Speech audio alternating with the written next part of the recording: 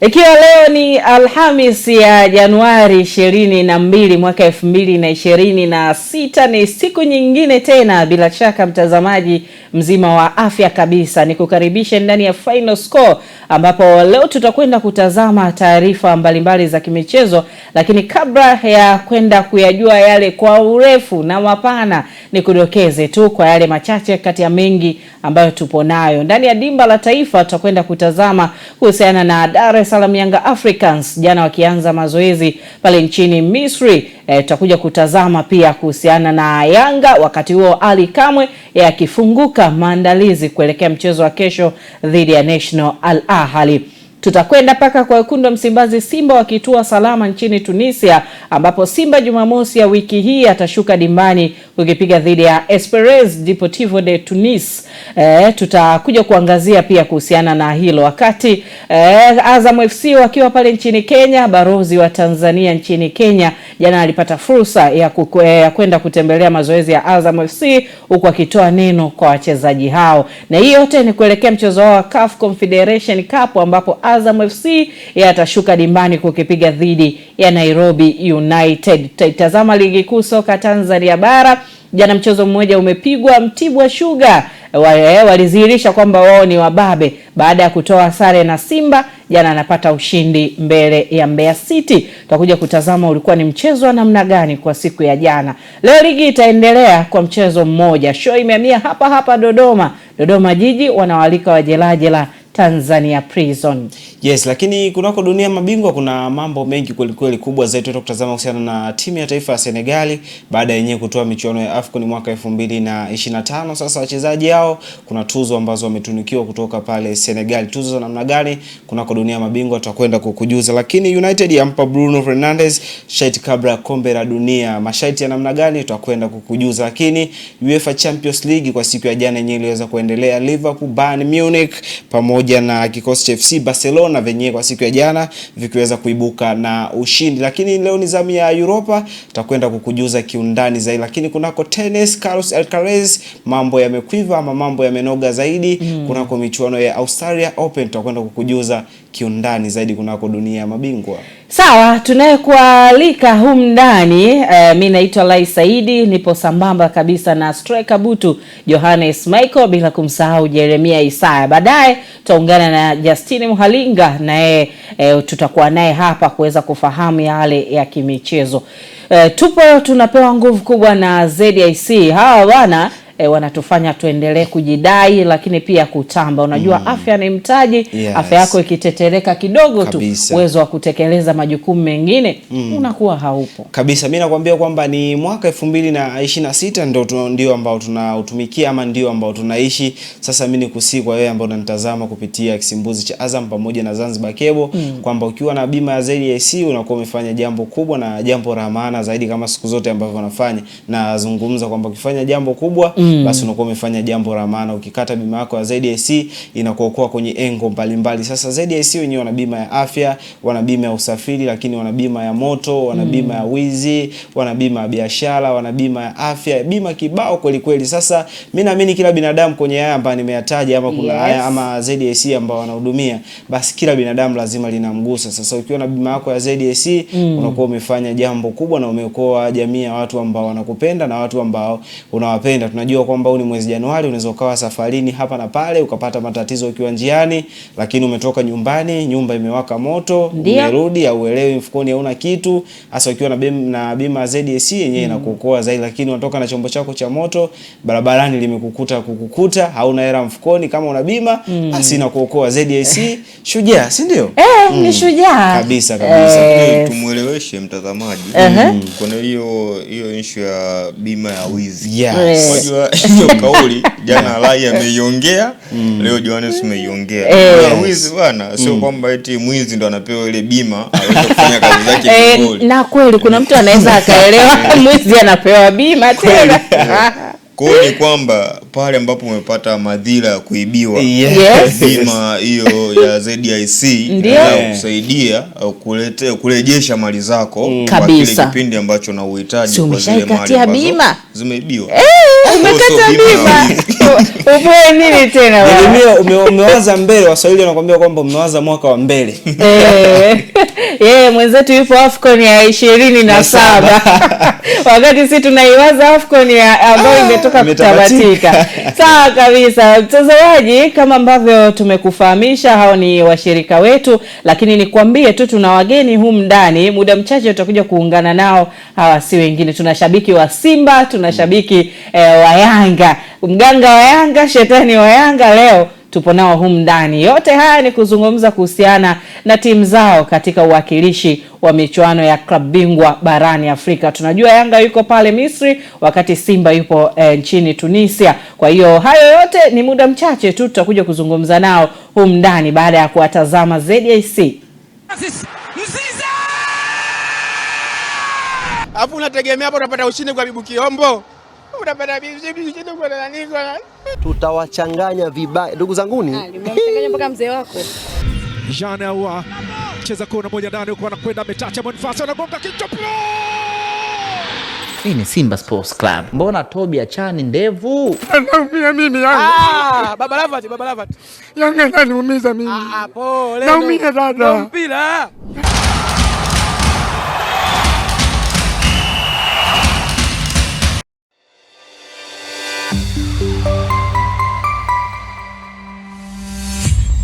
Sky TV.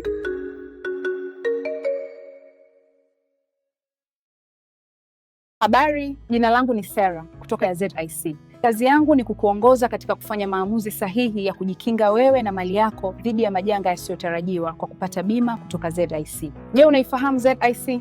ZIC ni shirika la bima lililoanzishwa mwaka 1969 kutoa huduma za bima kwa wananchi, taasisi za umma na binafsi kwa lengo la kulinda uchumi wa watu binafsi na nchi yetu kwa ujumla.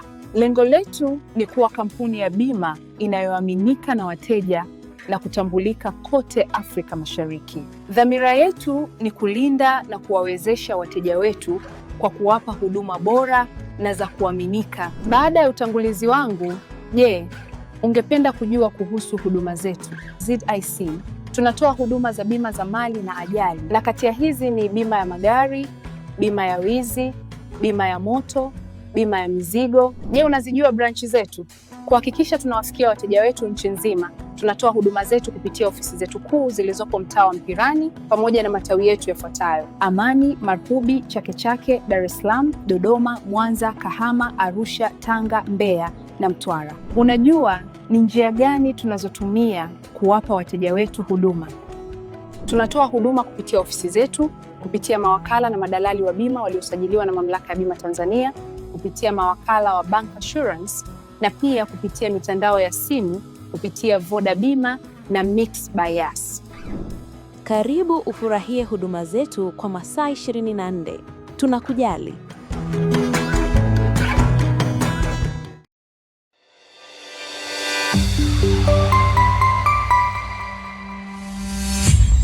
Sky TV.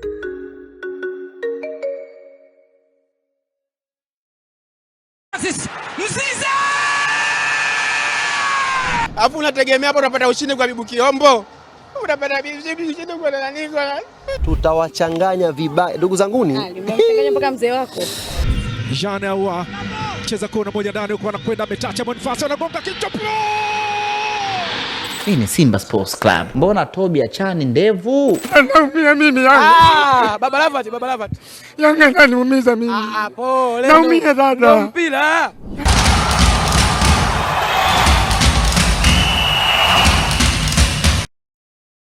Okay, tumerejea mtazamaji wa Sky TV, lakini pia final score hapo awali nilikujuza tutakaporejea tutakuwa na wageni humu ndani, na wageni wangu wapo tayari kama ambavyo wewe unawaona. Hii ni final score. Leo tutazungumza mengi kuhusiana na Yanga, Simba. Upande wangu wa kushoto ni naye shetani wa Yanga, wakati upande wangu wa kulia ni naye Bwana Shombo ama Mr Fish huyu ni shabiki kindaki wa Simba Sport Club. Kwa hiyo leo ule upinzani tutauona humu ndani, ukizingatia timu zote hizi mbili zinashiriki michuano ya kombe la michuano ya ligi ya mabingwa barani Afrika. Simba tunajua yupo pale Tunisia, wakati Yanga yupo pale Misri. Wageni karibuni sana.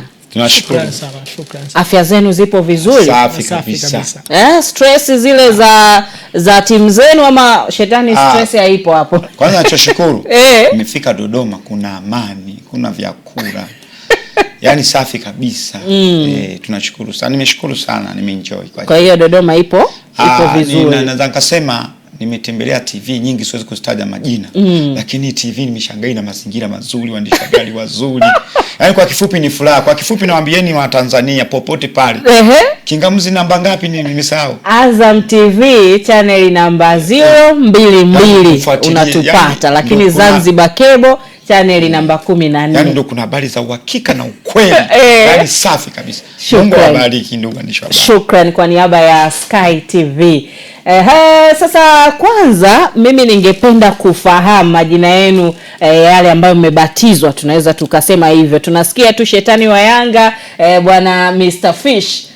Majina yenu halisi kwanza mtazamaji angependa kufahamu. Mama yangu baada ya kunizaa nikiwa kadogo akanipeleka kwa baba. Baba akasema wewe jina lako Idrisa Zakaria Kahimba. Kwa hiyo jina langu ndio hilo. Idrisa Zakaria Kahimba. Yeah. Sawa. Mr Fish? Mimi kwa majina naitwa Shaban Kasim Mambo. Naitwa Shaban Kasim Mambo, ndio jina ambalo baba na mama amekupatia. Sawa. Ili jina la shetani wa Yanga lilianza vipi? Kwanza tuanzie hapo, na Mr Fish pia utatuambia lilikujaje sasa. Niliingia kwenye ushabiki wa mpira Yanga Afrika. Kuna kipindi nilikuwa naenda na comedy ya Makucha. Simba ilikuwa inacheza na Yanga, ile mechi ile ilishwaga acha hii ila kipindi cha nyuma. Tuache hii ambayo ile hatuchezi. Sasa mimi nilisemaje? Hakuna mechi hapa, hakuna mechi. Mimi naongea tu ili mradi. Sasa hiyo kipande kikaenda kwa Maulidi Kitenge, mwandishi wa habari mkubwa. Sasa sio nimekosa kumtaja jina sijui. No, sawa, right. Basi mpira ukuchezwa kweli. Ndio maana Kitenda akasema huyu ni shetani wa Yanga. Kwa kuwa ni mtu mkubwa Tanzania. Kwa hiyo ndo akakubatiza jina. Yaani ndo mpaka leo shetani. Na wewe ukalibariki kabisa. Sasa wewe ukianza kufanya kazi, wewe unasema naenda kupika chakula kulisha watu wanakuita mama ntilie. So wewe. Kwa watu tayari washaniita shetani wa Yanga. Utafanyeje midomo ya watu wakubwa inataja? Wewe utajikataa tena. Sawa. Mr Fish, jina lingine Shombo. Shombo. Bwana Shombo. Ndio.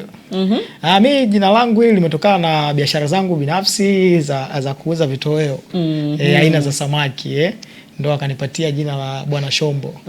Hii Bwana Shombo limetokana na biashara zangu binafsi. Sawa. Sasa tukianza kwa wote wawili, lakini nianze kwanza na upande wangu wa kushoto. Ilikuwaje mpaka ukajiingiza kuishabikia Yanga? Unajua kuna matukio ambayo Yanga ikifungwa ama ikifanya vibaya umekuwa ukitokea sana, na yani vibweka naweza nikasema hivyo, mara Yanga ikifungwa ning'oe meno. Kwanza mimi naipenda Yanga nikiwa mdogo, sio kulisiwa.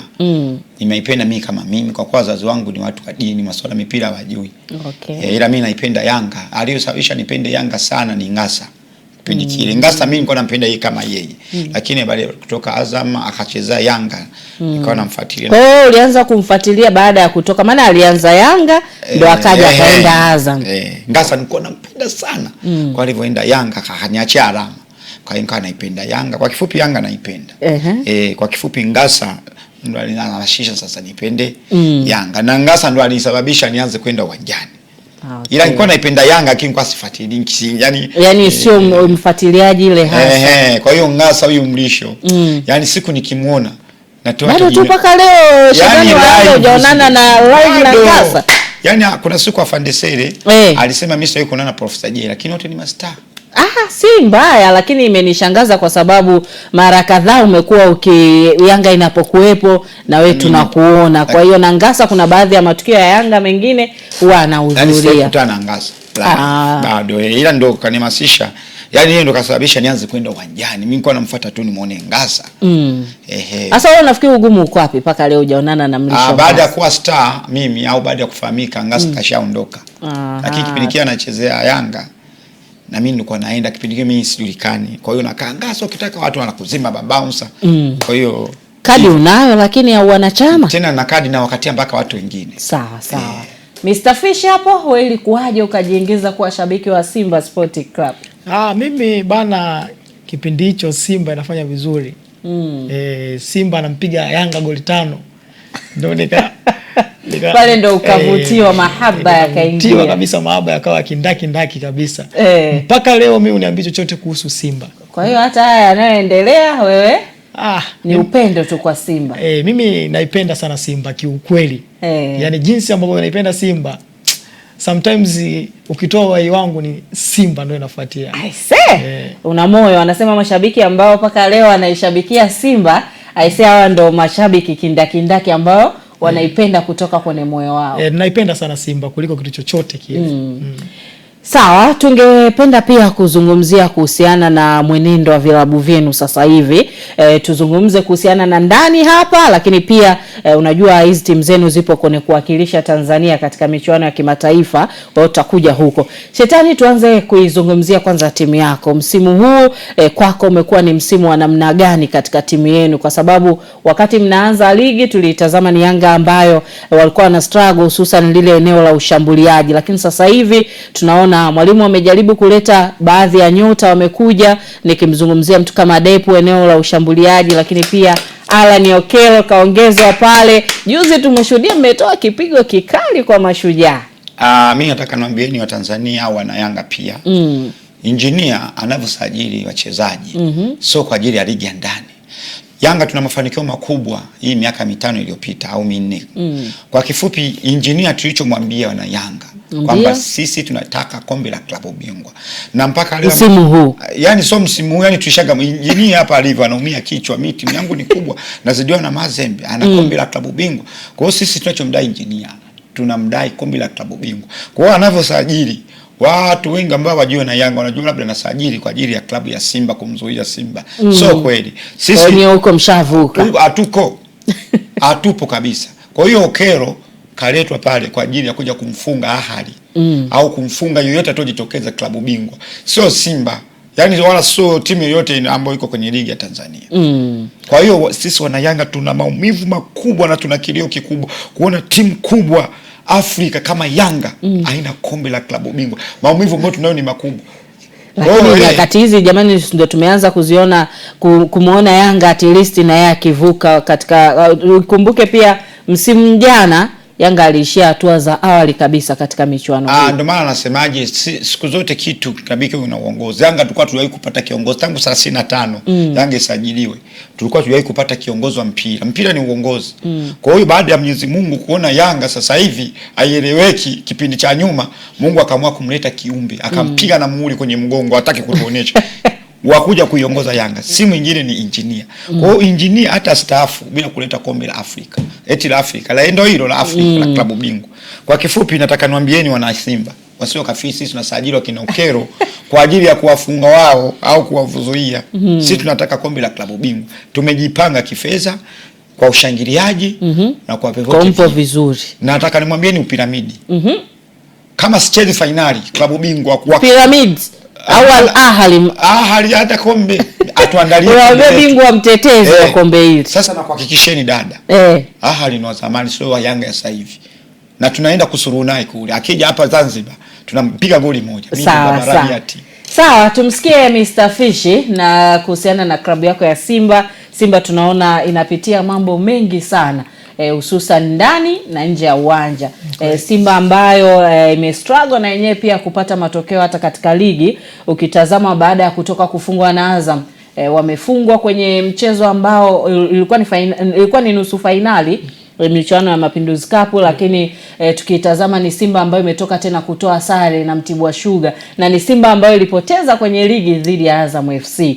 Kwa hiyo kuja kwa mwalimu Steve Barker, wengi waliamini kwanza angetoa lile kombe la Mapinduzi basi angalau pressure ingepungua kidogo ndani ya kikosi cha Simba, lakini mambo hayajaenda hivyo. Sasa hivi Ukitazama hata kwenye usajili wenu kama walikuwa wamekaa kimya kidogo, lakini sasa hivi wameanza kutangaza watu, wamemleta huyu Tule, wakina Gweye tumesikia wameenda, Chama amerudi pale. Pengine unazungumziaje kwanza kwa ujumla klabu yako, tukianza usajili lakini pia matokeo ambayo mmekuwa mnayapata?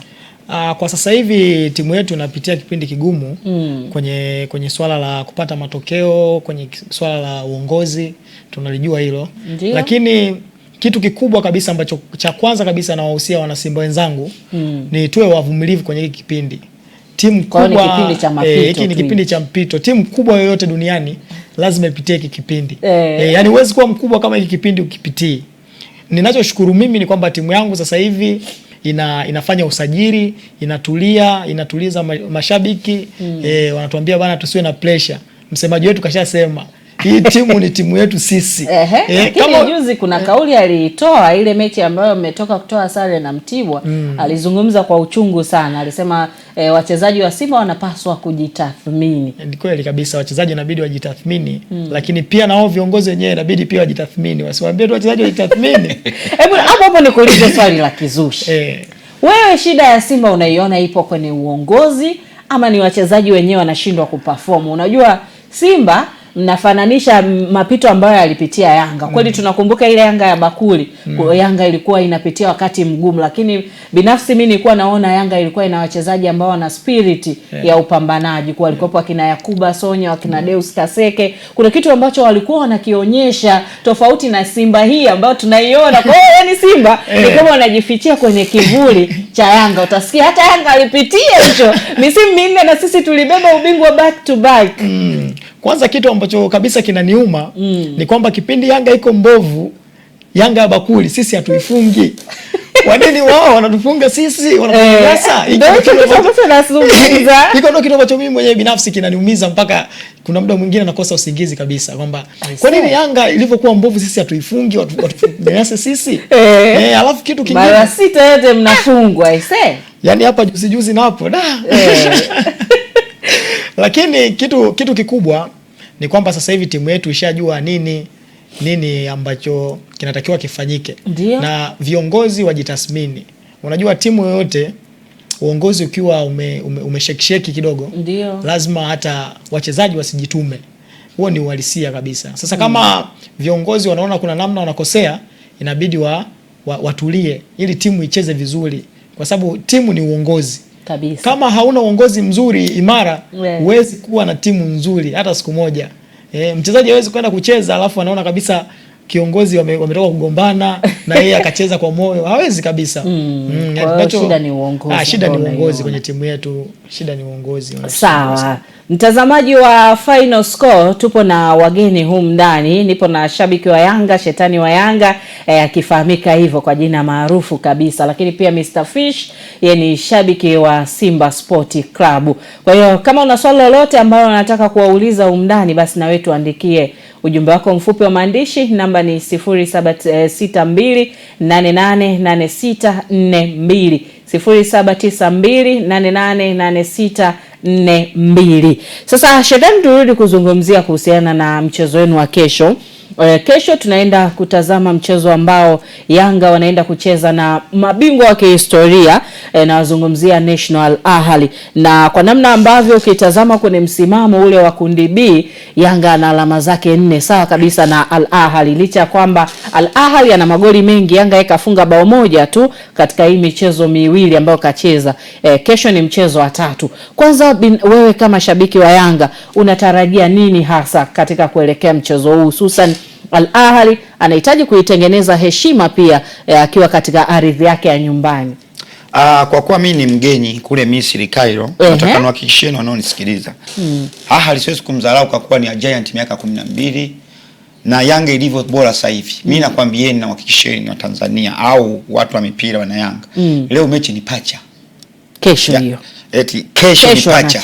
Japo ni yani nawahakikishia kama shabiki kwa ukuta ambao ninao wa Yanga Afrika, ukimwongelea Baka, unakuja ukamwongelea Jobu, kuna mtu mwingine kafutuliwa na Diamond, si mwingine mtoto hatari anaitwa Captain Nondo yetu. Karejea kwenye ubora wake. Kesho pacha. Sasa Ahali akipanda ndege atatuambia hapa Tanzania serikali itaki kutuambia barabara mbili kule Dar es Salaam kuna Nyerere Road na Mandela Road. Ahali atatuambia ni ipi kubwa. Ahali akienda kule Zanzibar anapigwa mbili. Wacha. Na Dube. Huyu Dube ni shida. Unajua kwa sometimes wakati tunakaa sisi akili zetu tunawaza hivi engineer atakuwa ameenda kule Marekani sio wapi kaenda kutengeneza cyborg kufanya Pacome Zouzoua. Ronaldo na Messi waga wanachoka najua wanatoka jasho kabisa. Lakini huyu Pacome mbaya choki itakuwa cyborg. Kwa akili yangu mimi naona hata Dube Dube sio anakula makuku sio yani tuna wachezaji. Hawa wachezaji mimi wasajili wa Yanga wanaenda kutupa matokeo. Wacha wewe. Ahali anaukuta Kwa hiyo mechi ya kesho unaiona sare, nyumbani Ahali anapasuka 2-2. Ndugu mwandishi wa habari mtangazaji, na kuhakikisheni Pacha anaenda kula. Kwa kuwa unajua kwa nini nampa Pacha? Ni mkubwa yule Afrika. Ningekuwa nacheza na mwingine angekufa kule. Lakini ni Pacha ila akijikoroga akaja Zanzibar, ule uwanja wa Amani ule. Anapigwa hizi 2-2. Kweli anayoyasema mpinzani wako hapa? Sasa kwenye hao masuala ya kimataifa watuachie sisi. Wenyewe ndio wenyewe wazee wa kazi. Dada, subiri basi. Unajua ni nini? Mimi nataka nimsaishe. Tanzania hakuna timu ya kubwa kwenye mashindano ya klabu bingwa. Timu ambayo inataka kujifanya kubwa tuoneshe kombe haipo. Ila timu ya kwanza itakuwa Yanga. Sasa hivi jamani wote simlisogea kwenye ile finali ya michuano ya Confederation Cup. Sawa na kwenye maki sana nzidi. Lakini ule msimu wa askari nyuma geuka wa kwanza na kuwa mwisho mimi nitakuwa kwanza kuleta kombe. Alafu timu ya pili Azam, ya tatu Mtibwa, ya nne Dodoma Jiji, timu ya mwisho kuleta kombe la klabu bingwa. Yaani washazeeka upo. Mjukuu wako ndo anaanza kujitafuta kwa ni Simba. I say uzuri yeye mwenyewe anajua anajua kwamba timu yetu ikija swala la kimataifa tunakuwa nageuka mnakuwa wengine kabisa. Anajua mwenyewe hapo anazungumza tu, lakini anajua kwamba sisi timu yetu kwenye swala hivi la kimataifa hivi Tanzania kikubwa. Tanzania hapa kuna timu ambayo ina goli moja klabu bingwa. Haina hata timu gani nisaidie. Sasa hapo unanipa mtihani jamani, sinaeleka kabisa. Sasa ni timu gani? Lakini umejibiwa hapa. Habari nyingine kimataifa. Kwa hiyo tutarajia tulishawahi kufungwa mechi mbili. Kesho wataanza vyema. Tulishawahi kufungwa mechi mbili. Ndio, mimi napenda Simba. Kamaliza kwenye hilo kundi tulifuzu. Nakumbuka na nafikiri mnakumbuka. Sawa. Hatubahatishi yani sisi. Okay, nirejee kwako. Jumamosi mnaenda kucheza mchezo wenu pia wa tatu na nyie. Tukitazama kwenye msimamo bwana. Unafahamu? Nafahamu. Simba ana alama yoyote wala bao. Kapoteza na Petro, amepoteza pia na Stade Malien. Kesho ni Jumamosi anaenda kucheza na Esperance. Na wenyewe ukitazama pia hawana matokeo mazuri, lakini at least wao tofauti na Simba. Mnaenda katika mchezo huu, tumeona sajili ambazo pia wamezifanya, urejeo wa Chama. Na ukitazama Simba bado inaonyesha washambuliaji wako wawili pale. Namuona Jonathan Soa na Selemani Mwalimu. Pengine wewe kama shabiki unatarajia nini hasa kwa klabu yako ya Simba licha kwamba wenyewe wanaahidi kwenda kufanya vizuri katika mchezo huu? Mimi mwenyewe naliona hilo swala. Timu yetu kwenye swala la mechi za kimataifa sijawahi kuwa na mashaka nayo hata kidogo. Na unapomzungumzia Jonathan Soa unazungumzia top class striker. Unamzungumzia striker mwenye uwezo mkubwa sana kwenye ligi yetu. Yani unapomzungumzia Soa unamzungumzia kwa ukubwa. Ana ukubwa huo. Na ukubwa ni kutokana na historia ambayo umeiweka au numbers zinaongea? Numbers zinaongea. Sasa hivi Soa wewe unaonaje kwa sasa hivi ameanza kustruggle japo sio sana lakini ameanza chini kidogo. Lakini sio sana, huwezi kumfananisha yani Simba hata akiwa amelala huwezi kusema paka. Yani uwezo wake ni mkubwa. Ukimstua sharubu tu anaamka. Yani muda wote saa yote. Mimi yeye mwenyewe anajua ndugu yangu pale kwamba Soa ni striker wa aina gani kwenye hii ligi yetu. Sawa. Ngoja mimi nipitie jumbe zenu ambazo mtazamaji ameweza kutuma hapa. Ananiandikia anasema yeye ni Bosco Prosper wa Kagera Ihanda 2, huyo shetani wa Yanga anasema apunguze maneno. Maana yake kazi anasema kazi sasa hapa sijaelewa anasema sasa ni kukaba koo za watu. Ndugu yangu nafikiri ungerudia hapa ulichomaanisha ili niweze kuelewa.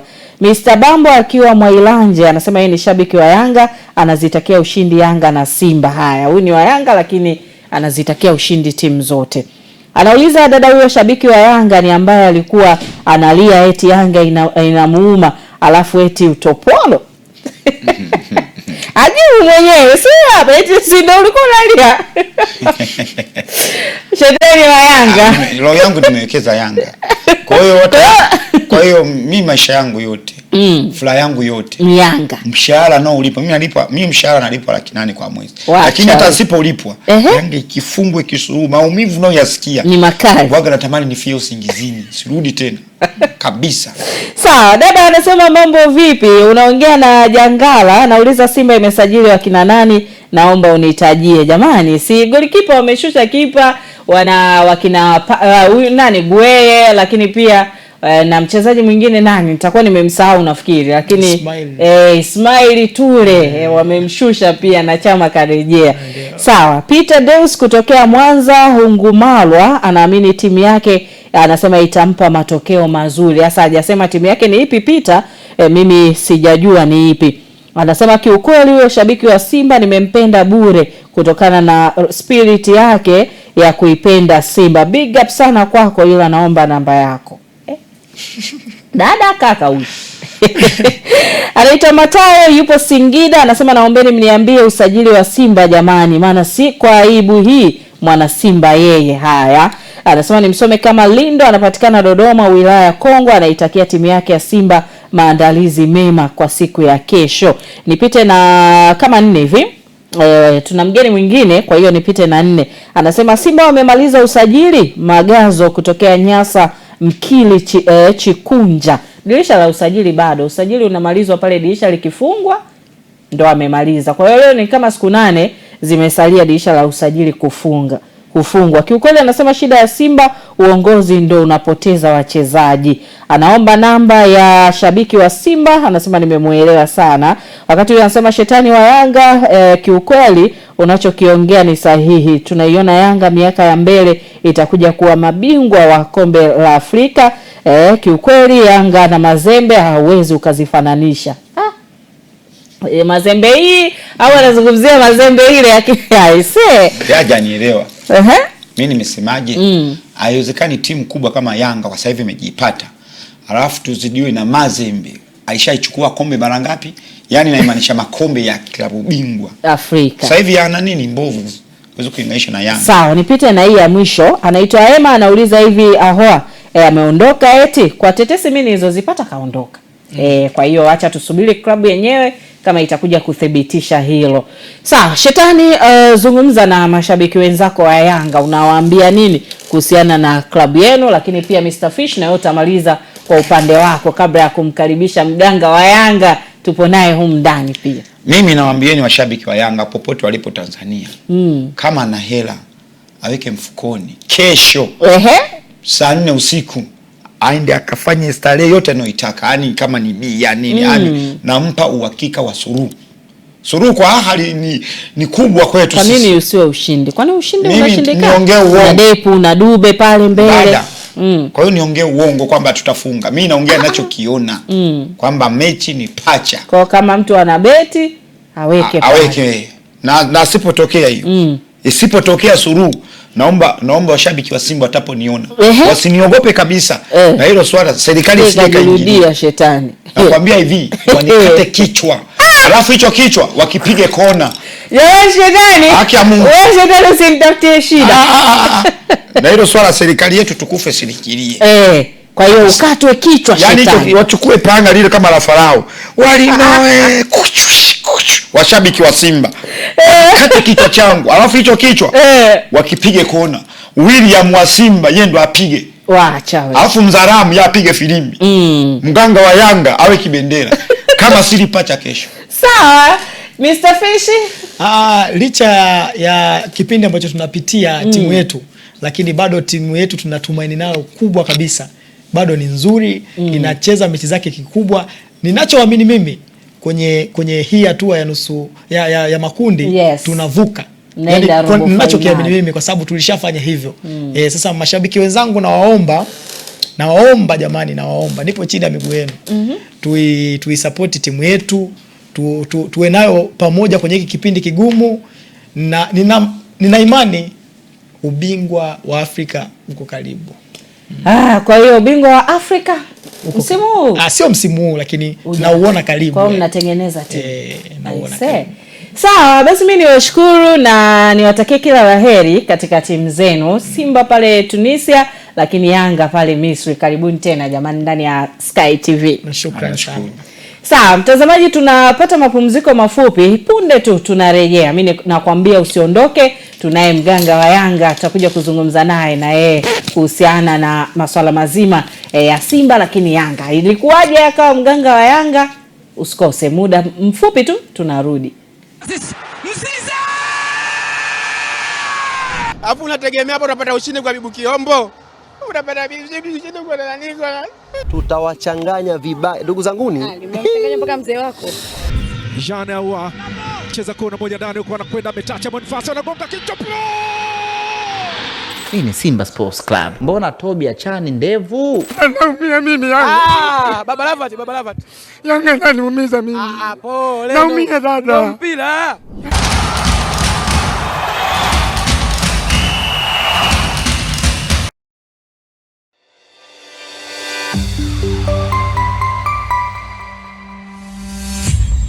Sky TV.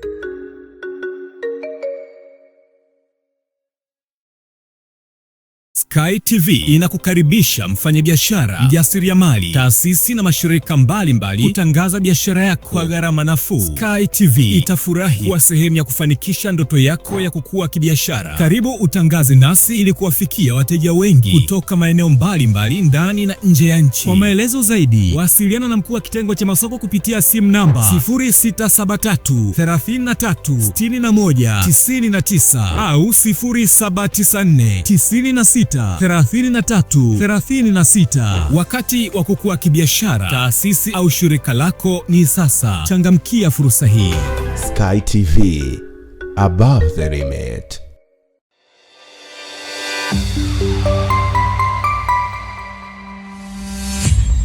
Sky TV.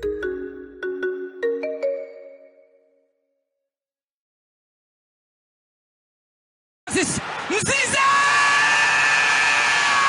Hapo unategemea hapo unapata ushindi kwa Bibu Kiombo. Unapata ushindi kwa nani? Tutawachanganya vibaya ndugu zanguni. Nimemchanganya mpaka mzee wako. Jean Ahoua cheza kona moja ndani huko anakwenda ametacha Boniface anagonga kichwa. Hii ni Simba Sports Club. Mbona Tobi achani ndevu?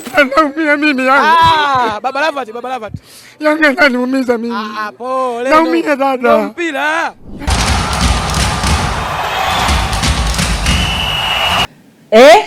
Sawa, tumerudi mtazamaji ndani ya Final Score tukiwa tupo dimba la taifa. Tunayo mengi ya kuzungumza, lakini nilikwambia tena tukirudi tunaye mgeni mwingine. Huyu yeye ni mganga wa Yanga, anafahamika hivyo. Mganga wa Yanga, mambo vipi? Salama ndugu yangu, kwema. Kwa hiyo masuala mazima yale ya kamati ya ufundi ya roho mbaya. Ya roho mbaya tukuachie wewe. Shirikisho alijabaini kweli unachokifanya mganga. Alafu kitu ambacho watu hawajui, ukiingia kwenye profile yangu ile kwenye account yangu ya Instagram, mpaka rais wa TFF amenifollow, yani ni shabiki yangu. Maana yake anaelewa ninachokifanya. Kwa hata ukifanya mambo yako uwanjani pale anaona au adhibiwi. Waacha. Na wewe ilikuwa ni mechi mganga wa Yanga. Ilikuwa ni historia fupi kidogo. Ilikuwa ni mechi dhidi ya Azam, lakini pia mechi dhidi ya Tabora, lakini pia mechi dhidi ya CR Belouizdad kama sijasahau. Ilikuwa ni kipindi fulani ambacho Yanga walikuwa wanapitia wakati mgumu na wanasahau kupata matokeo. Na ilikuja mara baada, na hii mganga wa Yanga ilikuja baada ya kutabiri mechi. Nikasema kabla hapo kwanza Yanga alikuwa ameshafungwa mechi ya nyuma. Nikaja katabiri kwamba mimi ndio nimekaa tu kawaida kama hivi nimekaa hapa nikaongea na ile clip mimi sikuizania. Kwa sababu mimi nilikuwa nafanya kujua kama itatembea. Mimi nipo sana kwenye mambo ya comedy. Nimekaa hapa nikasema mwanangu hebu ni shoot. Nikaanza kusema mimi ndio Sharifu na mganga wa Yanga. Hichi kinachoendelea sasa hivi kwenye klabu ya Yanga ni kwa sababu Yanga kushindwa kunilipa madai yangu ambao nadai shilingi milioni 40 na wakishindwa kunilipa shilingi milioni 40 nazodai Yanga hatofika robo finali, ataondolewa tu makundi na kila nilichotabiri kilikuwa ni kweli. Mechi inayofuata Yanga kafungwa. Lakini ulipata? Sasa unajua hizo inapokuwa ni content maana yake huwezi kulipa kwa sababu sio uhalisia. Sawa. Na wewe pia ulianza kuipenda Yanga lini na kipi ambacho kilikuvutia? Ama wewe ni kama Mchome? Mimi sijawahi kuipenda Yanga. Kwa hiyo ni wakina Mchome wengine. Ngoja nikwambie kitu kimoja. Mimi sijawahi kuipenda Yanga. Alafu katika kitu ambacho mimi huwa nafurahi ni kuona Yanga anaumia. Yaani ile kuona shetani wa Yanga akiwa analia, jamani Yanga kwa burudani. Hatumtaki engineer sio alikamo hivi na hivi, mimi nafurahi sana. Kwa hiyo ni shabiki wa timu gani sasa ambao? Mimi ni mtu wa mpira. Mimi ni mtu wa mpira. Mimi sio shabiki wa Yanga. Japo huwa naikubali sana Simba. Sasa jamani, eti hapo kuna nini Jeremia? Jibu tunalo kabisa. Mimi ngoja nikwambie kitu kimoja. Mimi huwa naikubali Simba kwa sababu unajua timu ya Yanga ina madudu mengi ambao wanayafanya pasina wao kujua. Simba angaleta mashabiki wao wengi, utakuta wako vizuri. Leo hii mtu kama mimi sina uwezo wa kwenda kwenye mechi ya Yanga. Kwa nini? Kwa sababu mashabiki wa Yanga wengi wanavurugu.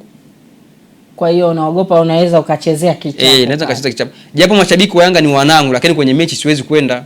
Alikama mimi nakutana naye tunaongea tunapiga story safi kabisa. Ila kwenye mechi siwezi kwenda. Na shetani anakuwa mwingine kabisa unavyokutana. Shetani yuko fresh. Kwa sababu watu tunajuana. Kwa sababu mtu anabata kakuja kuniattack mimi sio mtu ambaye tunafahamiana naye. Ni mtu wa kawaida ambaye ni Yanga ndaki anaipenda Yanga. Leo hii kesho anacheza Yanga dhidi ya Al-Ahly. Nasimama hapa nasema kesho Yanga ashindi, nimetuma uchawi, nimetuma majini. Wao wategemea shabiki wa Yanga akikuta uacha atafanyaje? Kwa hiyo kama Mchome asogei kule Simba, lakini ukimkuta lakini Mchome kutokusogea Simba ni kutokana na namna ambavyo yeye anavyoizungumzia Simba.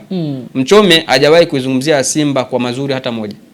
Yeye mara zote huwa anaiponda. Afu kavaa jezi ya Simba. Lakini mimi nakuwa nimevaa kanzu. Kwa mimi mganga wa Yanga na Sheikh Sharifu nimevaa kanzu safi kabisa na tasibi yangu pembeni na waambeni kesho Yanga mshindi. Sawa, mganga wewe unazungumziaje kuhusiana na wawakilishi wetu hawa? Simba, Yanga, lakini pia unaweza kugusia hata katika hivi vilabu vingine nazungumzia Azam na Singida wenyewe hapo kwenye Confederation Cup. Nimeona taarifa kwamba kesho Yanga anacheza of course dhidi ya Al-Ahly, lakini sioni kama kuna sababu yoyote ya Yanga kushiriki haya mashindano. Mimi nadhani wangejitoa tu mapema. Wacha we. Kwa sababu kesho yani sioni sababu ya Yanga kuendelea kuisumbua mahakama. Aliyakuwa tunajua kabisa Yanga hana uwezo wa kufika popote. Kwa nini ana kikosi bora? Kikosi bora inategemea na timu ambayo unacheza nayo. Sasa wewe unacheza na timu kama Mashujaa. Mdhamini GSM kakudhamini wewe Yanga. GSM pia kadhamini wewe Mashujaa, unategemea nini kitatokea pale? Inabidi atukutane na timu ambayo ina heavyweight tuone ule ukubwa ambao tulikuwa tunazungumza. Tumekuja kuona mechi dhidi ya Azam. Wamecheza tu vile vya ile finali ya under 18. Wale tu miaka 15, 14 wametoka jasho mpaka baguli wapata adhuluma, suma penalty manini. Yaani mpaka nafikia tu wasema hivi kweli ni Yanga ameshinda dhidi ya Mashujaa. Ndio tunakuja kuona kumbe bwana isipokuwa kuna mambo ya GSM kudhamini timu mbili, Yanga nasaga kupata matokeo. Sawa, na wengine unawazungumziaje? Simba inapokuja kwenye issue ya klabu bingwa tunakuwa tunajua kabisa wanakuwa ni watu tofauti. Yaani klabu bingwa na ligi unaona kabisa ni Simba wawili tofauti. Maana yake nini? Mikakati ambayo inavyoenda kutengenezwa. Unajua mpira wa klabu bingwa sio mpira wa ligi. Mpira wa ligi unaweza kupoteza leo kwa sababu nitajipanga next time nitashinda.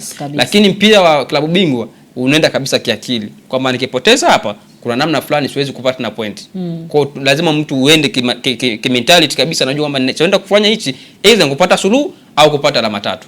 Sawa, mganga ukichungulia kwenye mambo yako hayo unaona nani anavuka katika hizi hatua kati ya Simba na Yanga? Simba kijitahidi anaweza kashinda na akapita. Ila kwa Yanga sidhani. Na sio kama sidhani, hauwezi. Ulivyochungulia sasa kwenye mambo yako. Afu hii sio masiara. Hii nimechungulia kweli. Hii umeichungulia? Hii nimechungulia kweli. Hii nimechungulia kweli. Kuna mganga mmoja kwa Sumbawanga, ule mganga ni hatari. Yaani ule mganga unaweza kumpigia simu, hakujui, lakini anakuambia mambo yako. Sasa mganga wa Yanga wanasema kama ingekuwa hivyo mbona Nigeria angebeba hata kombe la dunia kule, tunajua wapo wengi. Uchao unazidiana. Mimi wewe mzee. Wakashirikiana wote wa Nigeria lakini hatuoni kama ni wale hawana uchawi wa kwenye mpira. Yule mzee ambaye mimi nimekwambia ana uwezo wa kufanya wewe usione goli. Wacha. Yaani kuna kipindi fulani hivi, kuna kipindi fulani kama ulishawahi kuona Dube alikuwa yupo na goli lakini anapaisha juu. Unajua ilitokea. Kumbe mzee alishafanya kazi yake. mimi ni simu moja tu, nikipiga simu pap, yani kazi mimi ikinishinda mimi napiga simu moja. Kwa hiyo unaweza kabisa wewe ni shabiki wa timu fulani, alafu mimi nimesema naipenda timu fulani kutokana na namna ambavyo treatment yao. Mimi mfano kama vile kabla sija Dodoma nilikuwa Simba pale, nimenyushwa supu vizuri safi, nimekarimiwa, nimepiga picha na kina Mangungu kina nani. Kwa unaona kabisa kwamba kuna treatment nzuri. Ukienda Yanga pale ni matusi matupu, hamna chochote anachokifanya. Sasa unaipendaje hiyo timu?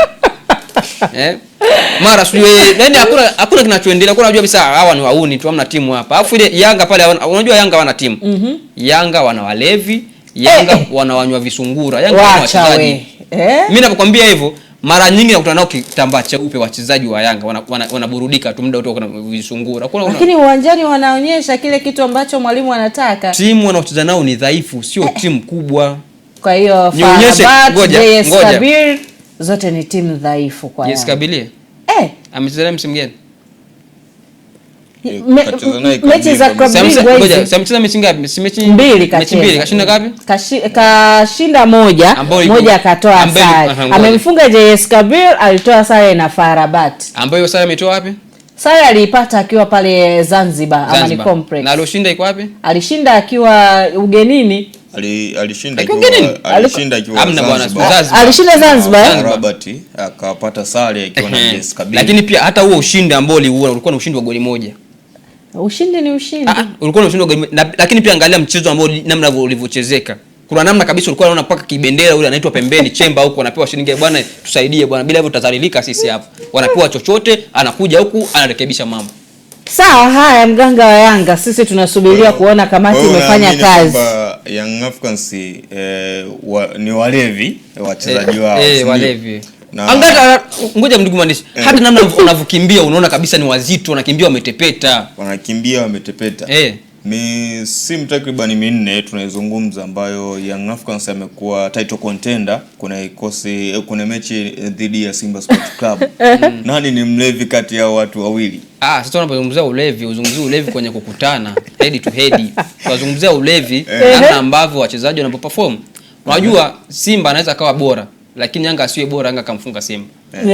Of course huwa inatokea. Kwenye hizi timu hasa ambazo nakutana, yani namna ambavyo ilivyo dabi ni namna kama ambavyo ilivyo klabu ya mabingwa, kwamba unaenda kwa target, kama nataka sare, nataka ushindi.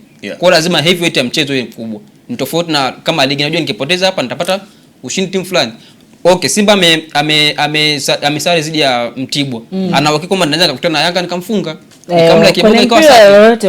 Lakini kwenye klabu bingwa hiyo kitu unakuwa haunani, unaona kwenye mateli kabisa ya game kwamba anaenda kupata sare au ushindi.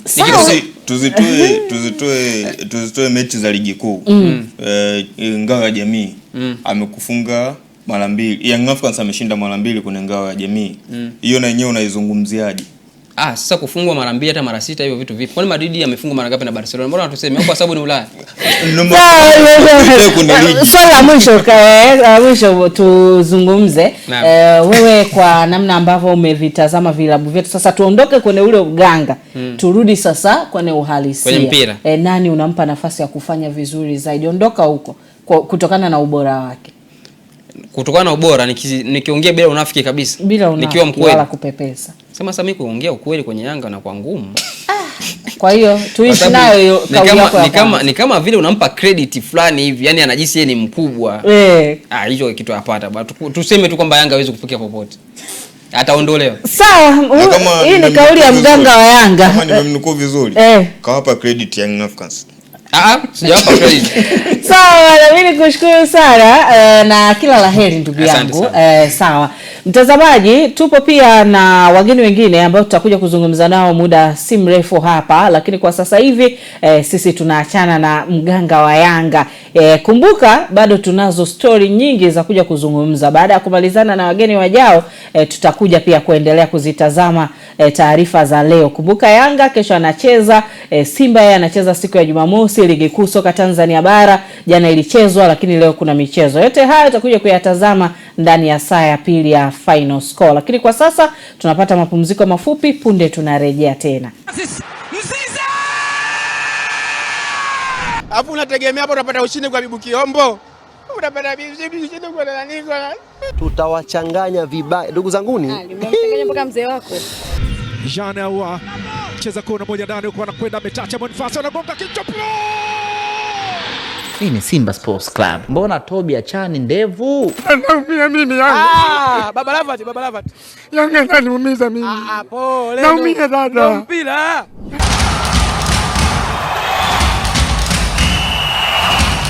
Habari, jina langu ni Sarah kutoka ya ZIC. Kazi yangu ni kukuongoza katika kufanya maamuzi sahihi ya kujikinga wewe na mali yako dhidi ya majanga yasiyotarajiwa kwa kupata bima kutoka ZIC. Je, unaifahamu ZIC?